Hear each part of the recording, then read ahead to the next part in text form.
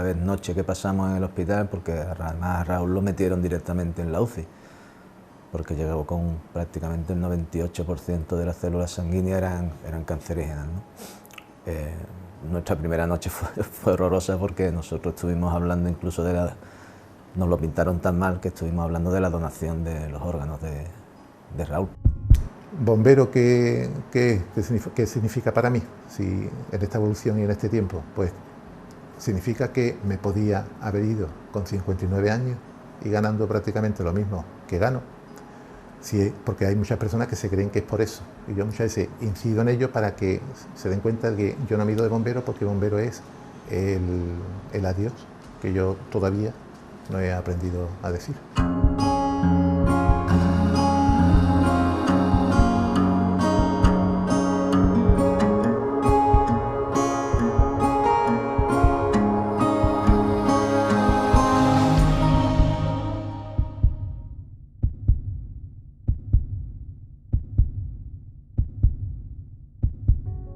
Me llamo Pablo Jesús González Peña y bueno, estoy aquí pues para contar un poco mi relación con una enfermedad como es la leucemia.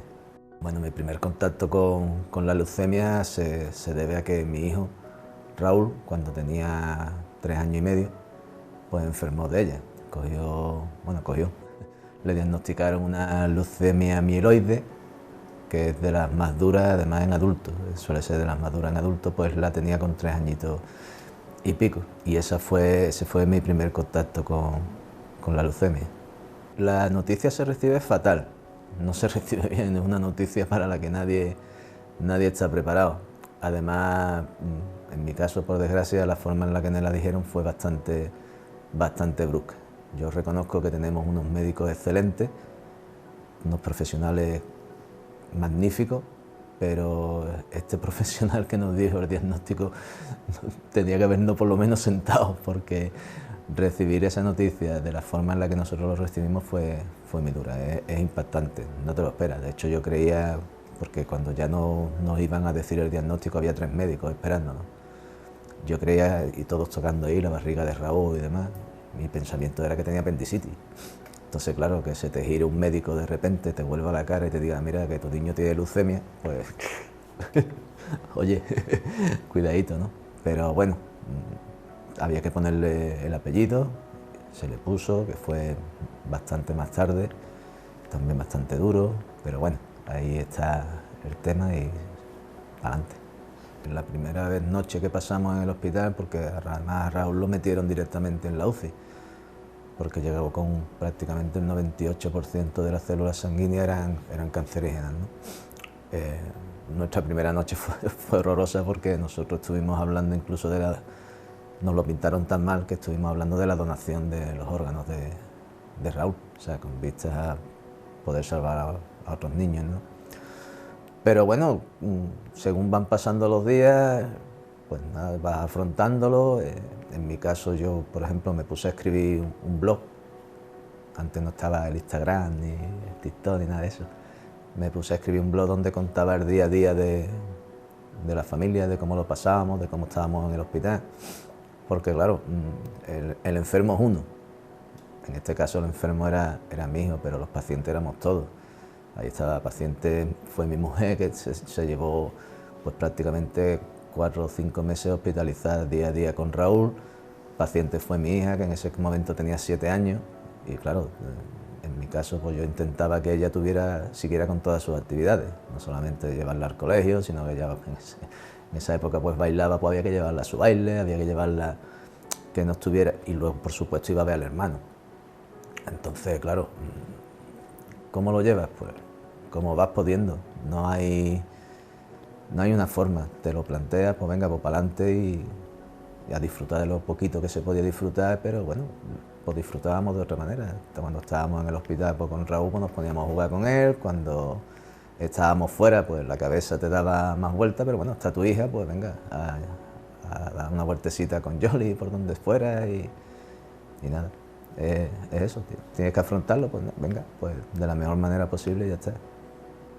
A ver, ese no todo está perdido cuando tú dices mi hijo se puede curar, es desde el primer día. Día uno, a ver, ¿vale? Una enfermedad que desgraciadamente suele ser, o en muchas ocasiones, mortal, porque es así. O sea, el cáncer, yo le escucho a un médico decir, el cáncer es una enfermedad mortal de la que hay gente que sobrevive. Bueno, pues mi hijo iba a ser uno de los que iba a sobrevivir, ¿por qué no? Entonces, bueno, pues venga, para adelante, lo que te he dicho, vas día a día, viendo cómo van pasando las cosas, ves a tu hijo muy mal, porque esa es otra. El proceso es largo y duro, la quimioterapia es muy dura. Fueron prácticamente 4 meses hospitalizados en Cádiz y después un mes más en Córdoba para el tema del trasplante. Afeítale la cabeza a tu hijo porque ya se le estaba cayendo el pelo, que yo el pelo ya no lo tenía, o sea, esto no es... Yo no me afeité la cabeza, sino me vino bien porque dije, Raúl, igual que papá. Pero afeitarle la cabeza a tu hijo con 4 años son muy duros. Y si eso fue para mí, pues imagínate tú, a mi pareja, a María José, en ese momento está allí con su hijo, viendo cómo ahora le ponen una quimio y ahora tiene esta reacción, ahora lo ves apagado, ahora lo ves contento, ahora lo ves... Y la hermana igual, llevarlo por la tarde para que esté un ratito con el hermano, para que pueda jugar, que haga la tarea en el hospital, que eso no es...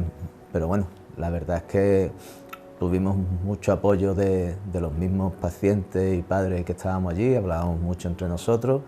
Los payasos del hospital fueron increíbles, tanto con Yoli como con Raúl. Los profesores también, de hecho Raúl, una de las profesoras, le decía abuela, o sea, el niño de 4 años diciéndole abuela.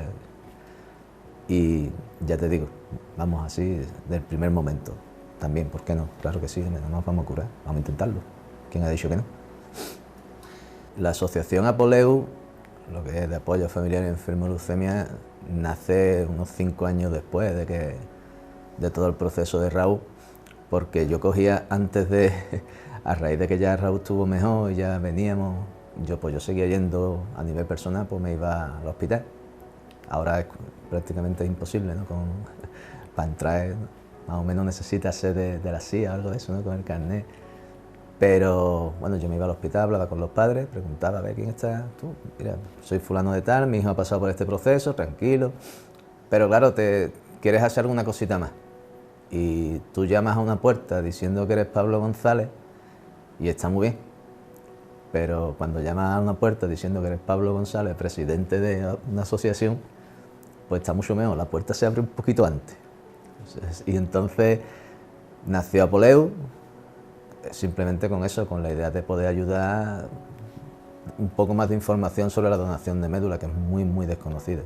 Apoyar eso, la donación de médula, de sangre, porque incluso Apoleu en sí no se conoce prácticamente, o sea, lo que es el nombre de la asociación, y me da igual. O sea, una cosa que no tiene, para nosotros no tiene sentido, para nosotros el sentido es que, es más, nos conocen más por los de la gota de sangre y el hueso, que sepan eso, la donación de sangre y la donación de médula, que por desgracia en España, igual que somos número 1 desde hace cerca de 35 años en donación de órganos, que eso es estupendo, ¿quién puede presumir de eso? Yo presumo más de eso que de haber ganado la Eurocopa, para que te voy a engañar. Pero tú vas viendo eso, que en el tema de médula de sangre hay más desconocimiento, no hay tanta participación, aunque la hay, pero no hay tanta, debería haber muchísima más. Y bueno, pues vamos informando, vamos intentando hacer cositas y pues algunas van saliendo. El tema de que cuando Raúl ya nos dicen que tiene lo que se llama quimera completa, porque él necesita un trasplante de médula,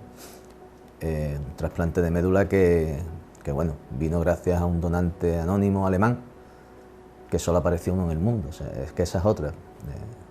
Tuvimos esa suerte, no solamente en España no había donantes compatibles, de la familia no éramos compatibles ninguno, y apareció solamente un donante, ¿no? A nivel mundial, como ya digo, por eso el tema de que es importantísimo. Cuando te dicen que tu hijo tiene posibilidad de curarse por el donante, y después para colmo, cuando ya te han dicho, tu hijo tiene quimera completa, ¿no? Que eso ya es que, digamos, todas las células que está fabricando la médula, o la gran mayoría, porque él todavía está con un 98%, hace ya 15 años que está trasplantado, pero el 98% de células son positivas ahora, ¿no? Igual que antes fueron negativas, pues ahora son positivas. Y entonces, pues ese momento es, como decimos muchas veces, en mi caso yo soy de Cádiz, pues esto fue un pelotazo. Eso, un pelotazo, te lleva a una de las grandes alegrías. Dices tú, bueno, pues venga, ya otro paso dado, nunca te quedas tranquilo, porque Raúl, de una forma o de otra, ya tiene 19 años, de hecho dentro de poco se va a Serbia, no Serbia, Serbia, está bien dicho, en un pueblo de Italia, porque va a jugar el campeonato del mundo de fútbol 7 de personas que están trasplantadas. Y bueno, tú te ves eso y dices tú, tío, ya esto es otra historia, ya... Pero siempre tienes el miedo. O sea, nosotros hacemos la revisión una vez al año, la ITV, como yo le digo, y cuando ya la pasas te quedas tranquilo, dices, ahora otro añito más de respirar. Como no nos quedamos bastante tranquilos con el tema de Raúl, pues dijimos, bueno, pues venga, voy a coger leucemia yo también. Entonces me diagnosticaron un tipo de leucemia que se llama tricoleucemia. Lo gracioso del tema también que se le conoce como leucemia de células pilosas, porque al microscopio las células parece que tienen pelo. Que ahí fue cuando yo le dije al hematólogo, digo, Carlos, por ahí no paso, mira, yo llevo ya más de 18 años sin pelo, a mí no me va a decir tú ahora que las células tienen pelo, ¿no? Y pues sí, me diagnosticaron una leucemia. En principio me dijeron que a lo mejor no necesitaba darme quimio, pero al final sí. De hecho, me dieron 14 sesiones de quimio, terminaron en mayo. Y bueno, pues nada, otro proceso que hay que pasar, otra historia, esta vez me tocó a mí. Y no tiene absolutamente nada que ver con la leucemia que tuvo mi hijo. De hecho, la mía es peccata minuta en comparación con la suya, la que tienen otros niños, ¿no? La linfoide, la mieloide. Esta es, si se puede decir entre comillas, más leve. Pero bueno, las 14 sesiones de quimio están ahí y se llevaron pues nada, de la mejor manera posible y ya está. Impresionante fue, por ejemplo, no solamente la reacción de mi mujer y de Yoli, ¿no? De Marijose, de Yolanda. A Raúl, cuando se lo dije, se le cambió la cara, porque él además me miró y me dice, Dios, papá, es que yo llevo mucho tiempo escuchando quimio, leucemia y ahora te toca a ti. Digo, pues hijo, me ha tocado. Digo, a la próxima vez si llama una lotería distinta que no sea esta, ¿no? Pero bueno, ya te digo que se lleva de la mejor manera posible. La medicación, estoy pendiente de una última prueba que me han hecho hace una semana. Entonces, en cuantito me digan eso, pues igual me tienen que dar 2 o 3 sesiones de quimio más, igual no. ¿Que me la tienen que dar? Pues vale, me la dan. Se pasará de la mejor manera posible, intentaremos, si hay algún tipo de efecto secundario en el momento, pues llevarlo de la mejor manera, ya te digo, como mejor se pueda llevar. Y que no me da efecto, mejor. Que no me tienen que dar la quimio, pues mejor todavía, eso que se quita el cuerpo, ¿no? Cuando me dan el diagnóstico a mí, evidentemente también te choca, porque además lo primero que yo pensé, digo, hostia, a lo mejor mi hijo tuvo leucemia por mi culpa. Llegas a ese momento, ¿no? ¿Por qué? Porque ahora mismo no se sabe cuál es el origen del cáncer, de ningún tipo de cáncer, ningún tipo. Puede tener un componente genético, puede que no, son 200.000 cosas, pero después haces así tú mismo y dices, espera, ¿por qué va a ser? No. El cuerpo, cada uno tiene un cuerpo, tiene unas circunstancias. ¿Me ha tocado a mí? Venga. ¿Qué pasa? Hombre, yo llevo ya 15 años relacionado con esta enfermedad, ¿no? Entonces, algo conoces. Y cuando te dicen, no es de este tipo, no es ni esta otra, pues tú haces así y dices, espérate, como te he dicho, sí, me van a tener que dar quimio, es una quimio un poquito más suave, si la quimio es suave, pero bueno, no es tan grave, por lo tanto, vamos, de esta no, lo único que me va a quedar de secuela. ¿Qué? Pues bueno, pues si me queda algo, pues algo me quedó, ya está. Ya te digo, a disfrutar lo que sea, a vivir, a seguir ayudando a los demás en lo que se pueda, siempre que se pueda, que esa es otra, ¿no? Parece que nosotros, la asociación que nosotros tenemos, no implica esa obligatoriedad de, no, ver, si se puede y se va, si no se puede, Guillo, vamos a ver. Pero sí es verdad que vamos con el dona sangre, dona médula, la gotita de sangre y el hueso por todos lados. Yo soy maestro, tengo esa suerte de ser maestro. Además aquí en Chiclana, aunque todavía no he podido empezar porque me nombraron el año pasado, me presenté en el colegio, estuve 3 días, el cuarto me dieron la sesión de quimio y el sexto estaba ya 10 días hospitalizado de lo mal que me puse, entonces no pude llegar a la clase, ¿no? Pero es verdad que yo en los sitios en los que estoy, yo le explico todo a los niños y le doy la naturalidad que se le puede dar. Mira, esta enfermedad está, igual que está esto, hace falta esto, hay que ser solidario, hay que ayudar, hay que intentar... Hombre, también les digo que no se puede ser amigo de todo el mundo, eso no es verdad. Aquí parece que tenemos que ser amigos de todos, ¿no? Yo tengo mi grupo de amigos, pero no le voy a hacer nada malo a nadie, no, para nada, o sea, es que eso no pasa por mi cabeza, ¿no? Entonces, explicarle a los niños que hay unas necesidades, que esos niños se lo digan a sus padres, que me llegue un momento, maestro, dame una de las pegatinas como la que tú tienes en el coche. Pues venga, ahí tienes pegatinas para todo, digo. Con vista a eso, ¿no?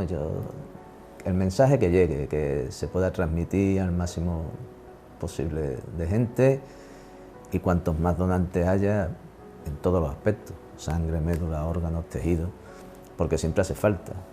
Si un gesto que no es nada, es una cosita, vamos, no es nada, es un compromiso, pero es que eso ayuda a salvar vidas, porque yo, por desgracia, yo ya no puedo, yo ya no puedo donar sangre, no puedo donar médula. Mis órganos sí, los órganos están donados, que no puede ser para un trasplante para una persona porque a lo mejor hay algún órgano que esté tocado, porque lo utilicen para investigar. Si quien dice que me cojan el riñón y encuentren una cura de no sé qué o saquen algo, pues esa es la idea, no hay otra.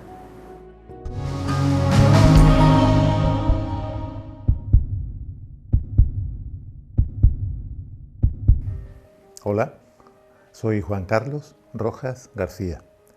Soy bombero, estoy en el Parque de Cádiz, siempre estuve allí desde que entré y ahora mismo mi función es como jefe de parque en Cádiz y a la vez que soy subinspector, a la vez estoy haciendo de manera provisional y de manera accidental las funciones de inspector de zona.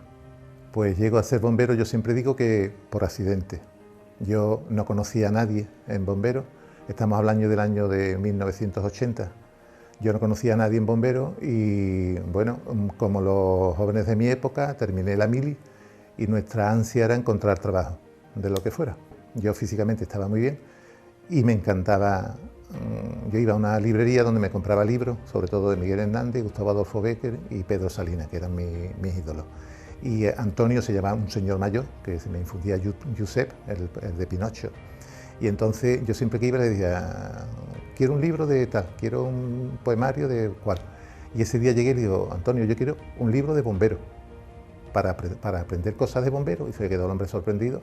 La cosa es que efectivamente se metió para adentro y salió como con una especie de novelita. En la época había unas novelas de Estefanía Lafuente o algo así, que era de cowboy y cosas así, que leían los señores de la época. Y me trajo un librito así, y ese fue el librito que me indujo a empezar a estudiar. Pues el hecho de ser bombero supuso un cambio total en mi vida, porque era mi primera incorporación seria al trabajo, a entrar con gente que era bastante mayor que yo, porque yo cuando entré, los compañeros que habían en la época, estamos hablando del Parque de Cádiz, eran hombres que en la mayoría de los casos pasaban los 40, 45 años. Y en aquella época donde nos conservábamos peor, donde la educación física y la preparación física rayaba un poco por su ausencia, probablemente por multitud de cosas. El tema es que sí, yo entro y empiezan a cambiar muchas cosas mías. Yo no entendía, había un compañero antiguo que él hablaba de dos cosas en bombero, la motivación y la vocación. Y decía que en bombero no tiene que existir la motivación, en bombero tiene que existir la vocación, porque la vocación es una motivación que se te hace endógena, se mete dentro de ti.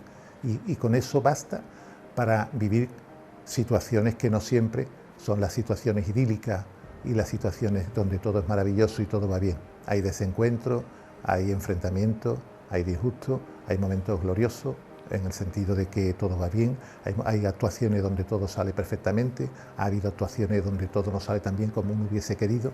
Todo ese cúmulo de cosas forma bomberos. Y bomberos para que se apodere de ti tiene que amarlo en todas sus consecuencias, amarlo o respetarlo, porque yo creo que más que un amor es un respeto, el que te termina generando la profesión, porque por lo que es capaz de darte a ti en sentirte pleno cuando en una intervención, en una actuación, te das cuenta de que la intervención de tus compañeros y tuya ha servido para evitar muerte, para regularizar situaciones, para hacer que los daños en una vivienda, en una empresa, en una industria, en un accidente de tráfico sean menores. Es decir, todo aporta y de manera positiva. Yo veía que conforme iban apareciendo situaciones, algunas de ellas desagradables, algunas lógicamente, pues a lo largo de 40 y tantos años he visto multitud de personas que han fallecido o bien en accidentes de tráfico, en incendio, por asfixia, por ahogamiento, por multitud de cosas. Desgraciadamente, porque la vida de nuestra sociedad tiene arraigado eso, por mucho que no quisiéramos. No existe esa sociedad idílica donde nunca pasa nada. Lejos de plantearme qué hago yo aquí, lo que me hacía era reafirmarme en por qué quiero estar aquí. Hay momentos que marcan, sin duda, pero yo creo que se hacen como cada momento tiene su historia intrínseca, cada momento tiene su vivencia y cada momento tiene la persona con la que interaccionamos en esa especie de ayuda o de colaboración o de salvamento o como se quiera llamar. No hay, yo creo que todas las vivencias se diluyen, terminan diluyéndose de alguna manera en esa sensación que te hace sentirte así de bien. Luego, sí es verdad que hay determinadas situaciones o bien cómicas o bien entrañables o bien, pues claro que sí, hubieron multitud de ellas, ¿no? Yo ahora mismo sobre la marcha pues recuerdo un incendio en Cádiz, en la calle Isabel la Católica, donde cuando nosotros llegamos hay un incendio declarado y estaba bastante desarrollado en una vivienda donde la madre estaba inconsciente fuera, el padre había intentado entrar por los chiquillos, no salió más, y habían dos niños menores, dos pequeños, uno con 4 años y el otro con 2 o 3. Cuando llegamos, otro compañero, lo malo de llevar tantos años en bomberos, que muchos de los compañeros con los que yo aprendí tanto y que tanto me marcaron, ya pues no están en este mundo. Pero yo siempre hago una oda a ello, porque con la carencia de recursos que se tenía, lo que se era capaz de hacer era brutal. Cuando llegamos allí, nos metimos allí, íbamos arrastrándonos por el suelo con las botellas de aire de la época, que eran de hierro y eran 2 o 3 veces más pesadas de las de ahora, y eran de presión negativa, es decir, tendríamos que decir muchas cosas que hacían que su uso fuese mucho más desagradable. Y localizar al señor, sacarlo, y está inconsciente, y después entrar y terminar encontrando a los 2 menores en el cuarto de baño, donde él era un niño y una niña, el niño era mayorcito, y él echaba agua a la niña en la cara, en el humo que había allí. Ellos se habían refugiado allí y él en sus luces creía que con eso hacía que la hermana, y la suerte es que había una ventanita abierta, y el humo parecía de las cosas estas que se unen los condicionantes para que pase así, ¿no? El humo pasaba por encima de sus cabezas, pero casi sin tocarlo, cuando estaba toda la casa inundada de humo. Cuando los vimos, los sacamos como pudimos, y poniendo la máscara nuestra y aligerando y tal, y ya después me hacía gracia porque con los años yo los veía por la calle y yo todavía los identifico, ellos no se acuerdan de mí ni de broma. Entonces, claro, cada historia de estas las hay cómicas. Yo me acuerdo una vez que también un incendio también de vivienda, entramos y la cosa era que una señora no estaba y decía que su hijo estaba dentro, y las vecinas decían, no, es que el niño está dentro, y nosotros nos metíamos y nada, y se escuchaba mamá, mamá, mamá, y nosotros otra vez nos metíamos dentro de la casa, y hasta que ya apareció la madre y dice, no, si mi niño está con la vecina.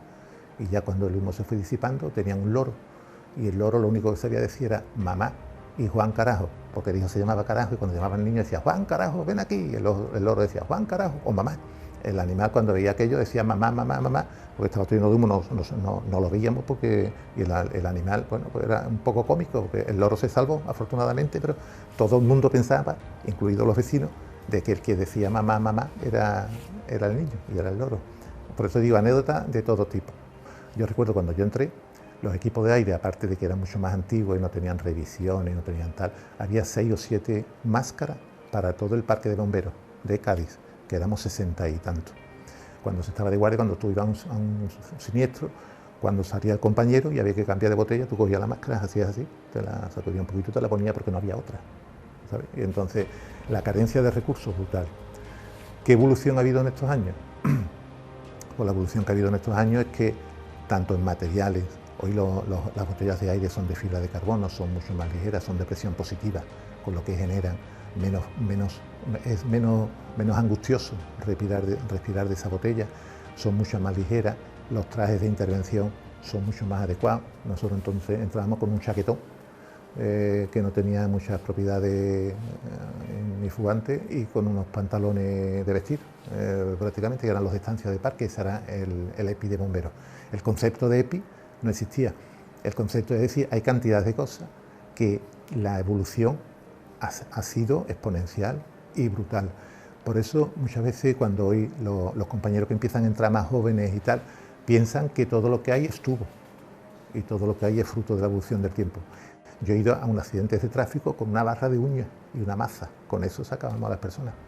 Cuando las sacábamos hemos llegado a llevarlas al hospital de Cádiz, en un incendio a lo mejor en el puente o en la carretera de San Fernando, en el camión de bomberos, porque entonces las ambulancias que habían eran las de Cruz Roja. Y a lo mejor de ahí a que se alertara a Cruz Roja, a que llegara la ambulancia, muchas veces cogíamos al accidentado, lo montábamos en el camión y lo llevábamos al hospital. Eso, en la provincia habría unos 110 o 115 bomberos en toda la provincia en el año 80. Hoy estamos hablando de 600 y pico de bomberos en la provincia, todos del consorcio.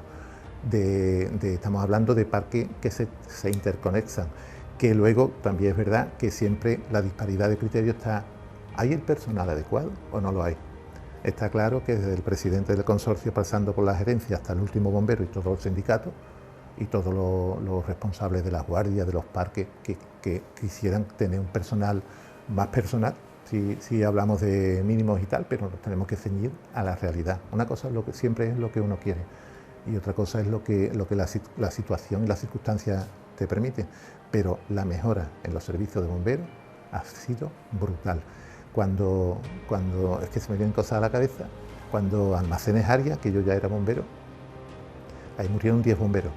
Y todavía existen las imágenes que se pueden ver cómo vestían, cómo la equipación que tenían los bomberos de Madrid, un poco que podría ser el referente nacional para los bomberos, y te das cuenta las carencias de recursos que se tenían. Eso en Madrid. No hay nada si nos ceñimos a poblaciones más pequeñas y con esta serie de cosas. Cómo ha evolucionado el concepto que la sociedad en la que ahora vivimos ha cambiado y ha modificado el concepto que tenía sobre los bomberos, es quizás aún más brutal que la evolución en medios y recursos.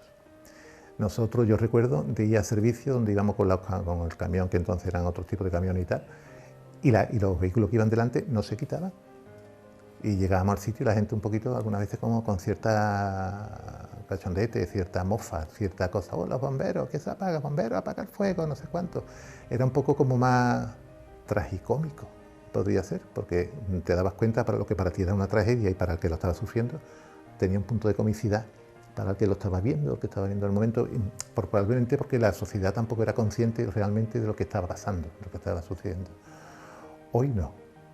Hoy yo no tengo la menor duda que gozamos del respeto, que vuelvo a decir lo mismo, la admiración no se debe, porque nosotros somos trabajadores y cobramos por lo que hacemos, no nos tienen que admirar, pero sí nos respetan. Yo sí percibo el respeto que se resuma desde la sociedad hacia los bomberos, cuando tú actúas y cuando dejas de actuar. Que después es verdad que hay cosas que nosotros pretendemos fomentar, la prevención en los colegios, en las asociaciones de vecinos, incluso en los centros de mayores, tenemos charlas con centros de mayores. Animando a que los edificios de cierta singularidad que hagan las revisiones, que nos llamen, que nosotros vamos, verificamos, les decimos que lo que es gratuito, les decimos que es lo mejor que podían poner, que podían quitar, que podían añadir, que podían modificar.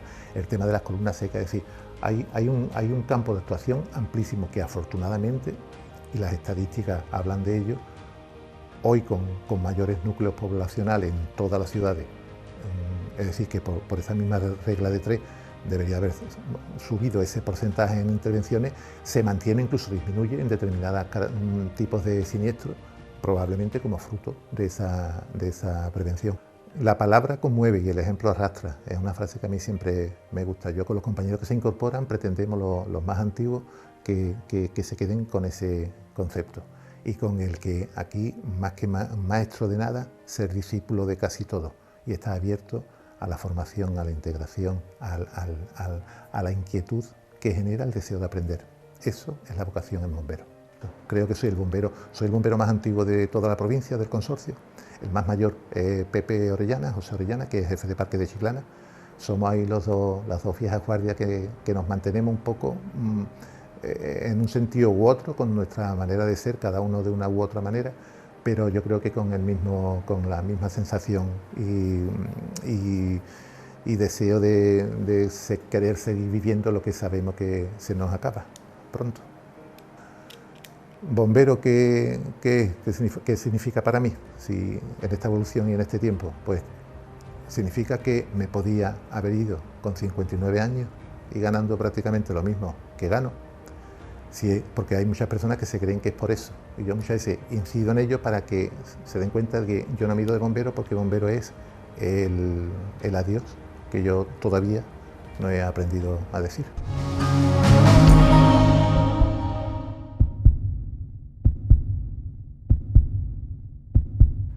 Ves que hay necesidades y que necesitas ayuda, que el camino que tú estás andando lo han andado ya muchas personas antes, y que las experiencias de esas personas te nutren y te dan un conocimiento de que empieces, digamos, a verlo desde otro punto de vista mucho más positivo. Y yo no recuerdo o sea, yo salí del hospital de Cádiz y yo no sé cómo llegué a Conil. Yo sé que me encontré en la ducha tirado, cayéndome agua, y al día siguiente.